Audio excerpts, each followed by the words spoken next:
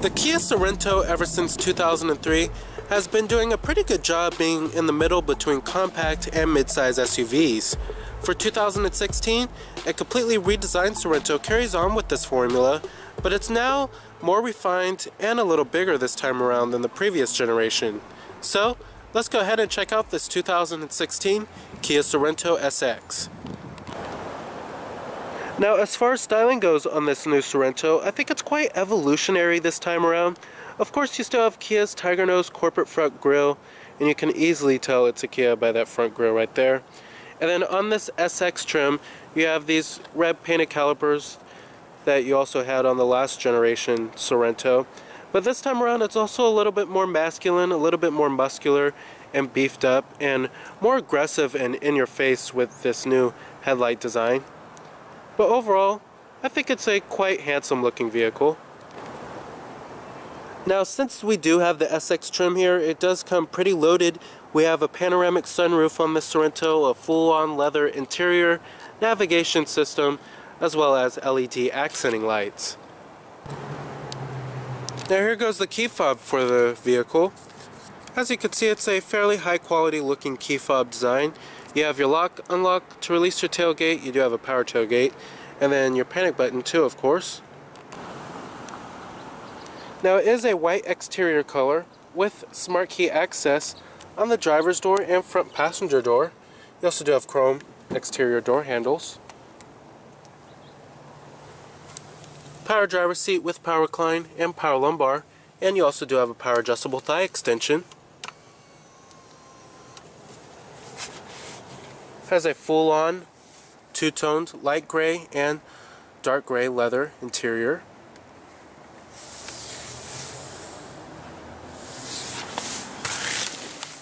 Now, stepping on inside of the new Sorento, as you can see, it's a fairly high quality looking cabin. And where they really improved on in the interior the most over the previous generation was build quality and materials. It's a lot better in this generation Sorento than the last one. But pretty stylish looking cabin design. Now you do have push button ignition, of course. Just put your foot on the brake and hit the button to start. And what you're hearing is a 3.3 liter V6. Leather wrapped steering wheel. Love the steering wheel rim, has a decent grip to it. Now, coming to your transmission, in typical Kia fashion, you have a 6-speed automatic. Nowadays, that's pretty normal stuff. However, I would love to see more gears for improved fuel economy. But you do have manual shiftability. And then putting the vehicle into reverse displays your rear view camera with guidance lines. And you also do have trajectory, as well as rear cross traffic alert.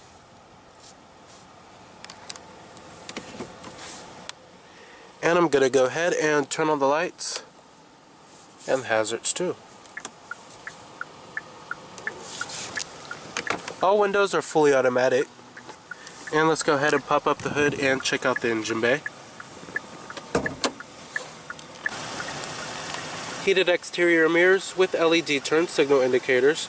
And you also do have blind spot detection.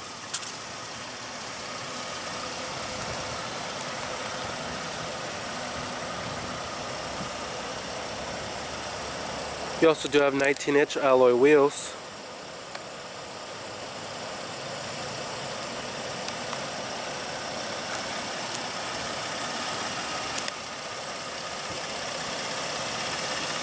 Halogen projector beam headlights with LED accenting lights, and you also do have your halogen fog lights. Like I said, it's a more aggressive and beefed up appearance this time around, much more muscular.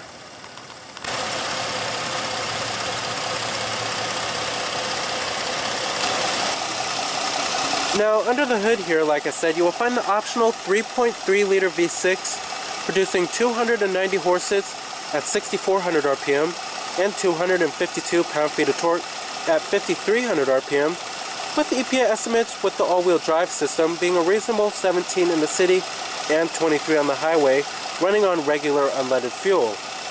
Now your base powertrain on the Sorento is going to be a 2.4 liter 4-cylinder, and then if you do get the 5-passenger Sorento, you can get the 2 liter 4-cylinder turbo, and that's a new powertrain for the 2016 model year. But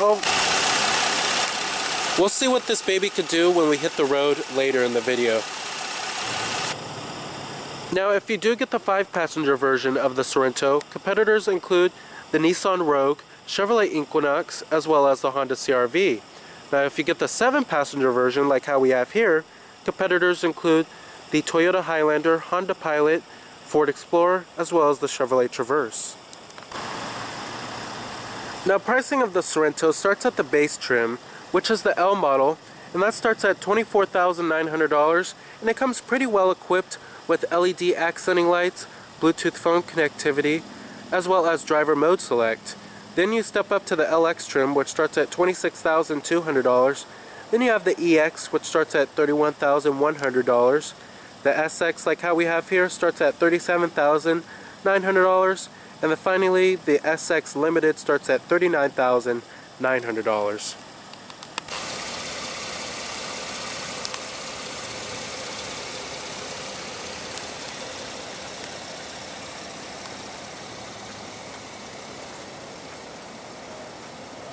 Coming to the rear, you have LED taillights, rear reflectors, a rear window wiper with a rear window defroster, and rear parking sensors too. And like I said, you do have rear cross traffic alert. Very stylish.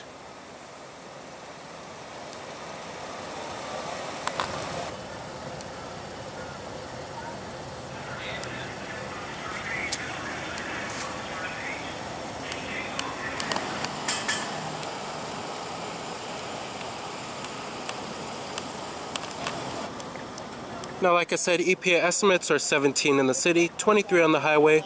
Total vehicle price for this particular one is $40,895. Of course, you have all of your basic power necessities: power windows, door locks, power mirrors. You also do have power folding exterior mirrors too. Memory seat settings for 2 people. Nice soft touch padded armrest.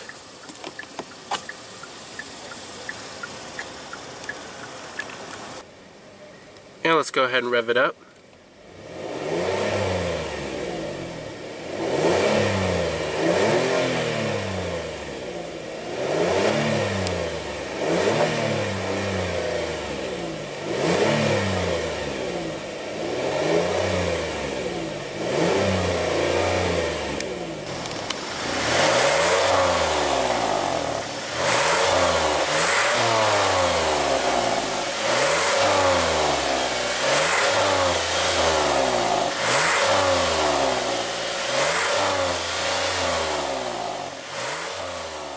Now there is a decent sense of pretty good sophistication in the 2016 Kia Sorento's ride that its predecessors lacked, as even the top of the line models with their big 19-inch wheels managed to soak up road bumps pretty good. Kia's midsize crossover is also pretty darn quiet, especially in the EX trim and above. So count the 2016 Sorento as a very comfortable family hauler. Now every 2016 Sorento comes with the driver mode select, which features 3 modes: normal, sport, and eco, that alter transmission shift points and steering effort. Although I could detect the changes in the former, it was difficult to kind of differentiate between the steering settings, at least in our SX test vehicle. It's important to note though that the SX and SX Limited actually have a different steering system that should yield a greater sense of precision and feel than the other trims. Now with this 3.3 liter V6 engine, it definitely has enough power on tap here for your daily commute, with 290 horses. Now Kia expects most people to buy the new Sorento with the base 4-cylinder engine, and to be honest, I recommend avoiding that powertrain as it doesn't really have enough power to motivate this crossover here. Now if you can live without 7 seats, I recommend going with the turbocharged 4-cylinder engine, as I found the power delivery to be a little bit better than the V6 engine. Now overall, I like the steering on the Sorento, And I think it provides a decent balance between ride comfort and pretty good steering. But remember that this is no sports car here, but it's much better than the previous generation Sorento. I could really feel for where the SUV is trying to go. Very nice. Now, as far as build quality and materials go inside of the Sorento here, it's much better than the previous generation in build quality. You won't find that many panel gaps inside of here compared to the last generation. And same goes with the materials. Materials is much better than the previous generation. You have a nice soft touch upper door panel. Down here on the armrest is also nice soft touch. It's decently padded on the mid door panel. And then up here it's also a nice soft touch material with nice premium stitching. Also nice and padded right here. And then where your knees might hit, it's also nice and soft touch right here. I was pretty surprised about that. But overall, build quality and materials is pretty good inside of the Sorento. Now, I wasn't really a big fan of the last generation in terms of its steering wheel design, and this is a much better steering wheel here. It's much more modern looking, and I love the controls on them too. And then I love the grip the steering wheel has as well. Now, coming to the controls, of course you have all of your basic controls like your Bluetooth phone controls, voice recognition, and your steering wheel mounted audio controls. And then coming over here you have your cruise control buttons, and then this button right here controls your TFT instrument cluster, which I'll get to a little later in the video. But overall, it's a very nice looking steering wheel. You also do have a manually tilting and telescoping steering wheel. Decent range of adjustment. Now coming down here, you have your auxiliary input, your USB port, and two 12-volt power outlets. And you also do have a little storage cubby down there.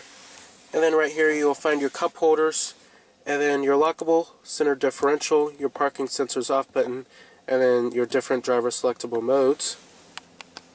And then coming to the center console, it's nice and padded and stitched, very high quality. Then you also do have another USB port down there. And then the center console storage is okay. Coming up here you have your auto dimming rear view mirror with garage home link. Your sunglass container, very high quality, lined with felt too. And then you have your interior illumination lighting, LEDs. And then your panoramic sunroof gives the cabin a much more open, airy feel. And you also do have your sliding shade. Pretty nice.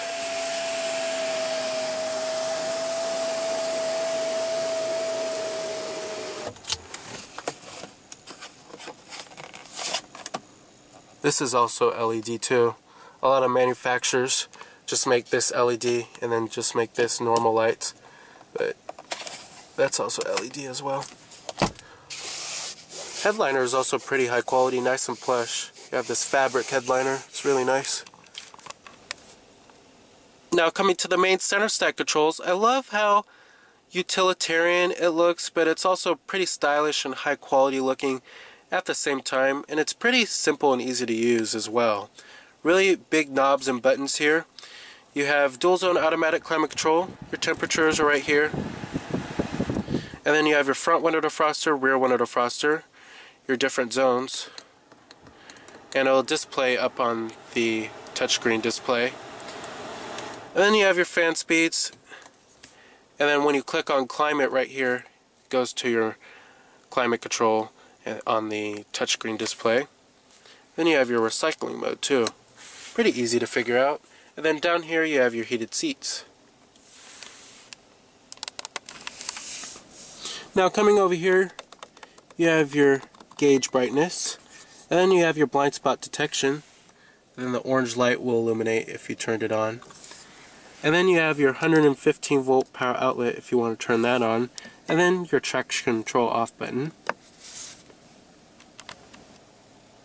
Now coming to the main head unit, you have Kia's UVO system with the 8-inch touchscreen display.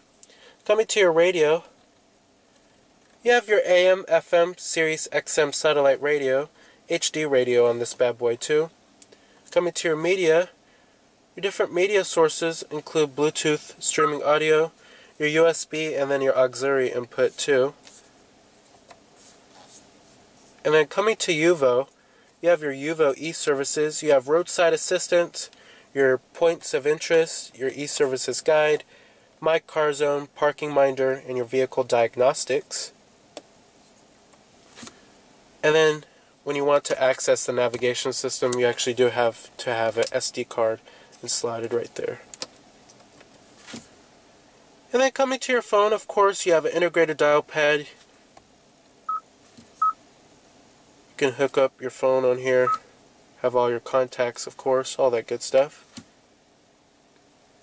And then coming to info, you can access Pandora Internet Radio, SoundHound, and then you have apps that you could download.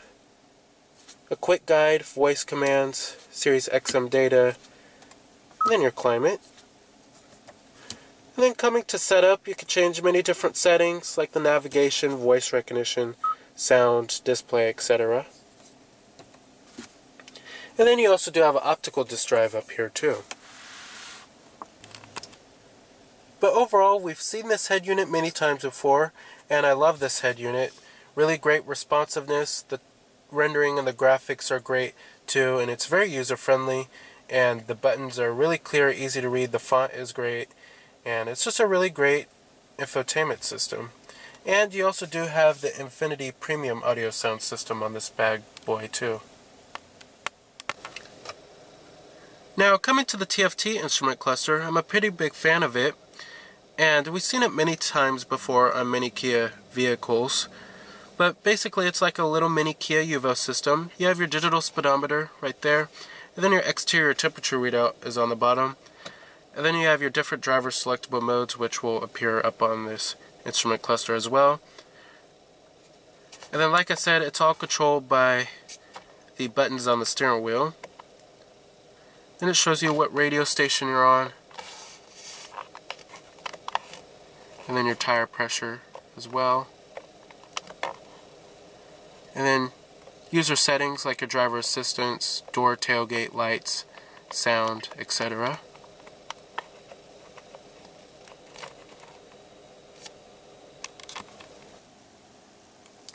Now as far as the seats go, the seats are pretty comfortable, great for long road trips, and I love the nice soft pillowy headrests.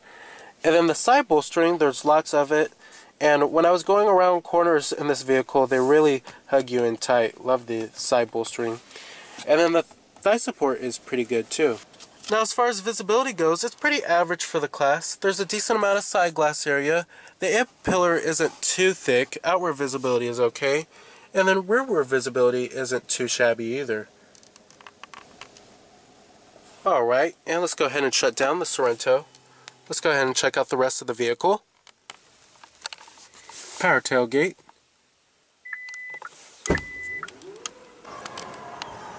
Now back here you will find a decent amount of cargo capacity if you're comparing this to a compact crossover with the third row folded down. Now to fold it down, you just pull this, easy as that.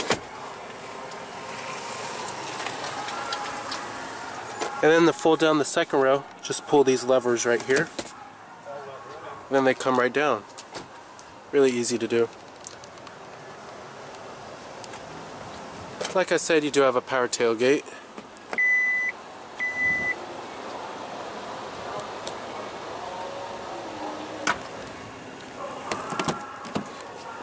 Now build quality and materials do follow through in the rear back here. Still nice and soft touch. And on the upper door panel too. Great build quality.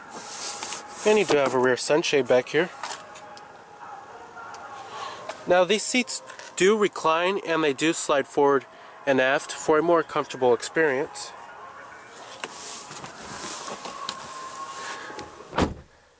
Now most notably with this new redesign, you will definitely find more passenger space, especially in the second row. Something that the previous generation was lacking was decent passenger space in the second row. but this one is okay, I have to say.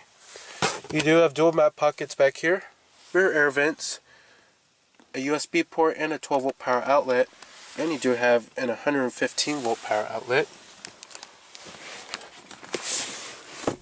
Rear armrest with cup holders. Seats are pretty comfortable back here. Thigh support is okay. Overall, it's a pretty comfortable experience. Definitely love that panoramic sunroof. Powered passenger seat with power recline. The glove box, nice and damped. Alrighty. So the Kia Sorento is bigger, more sophisticated, and much more enjoyable to drive for 2016, making it a very appealing alternative to 5 and 7 passenger SUVs that were previously a class above it. Kia's midsize crossover should definitely be worth putting on your test drive list. So remember that this is Cameron Birch from Cameron's Car Reviews.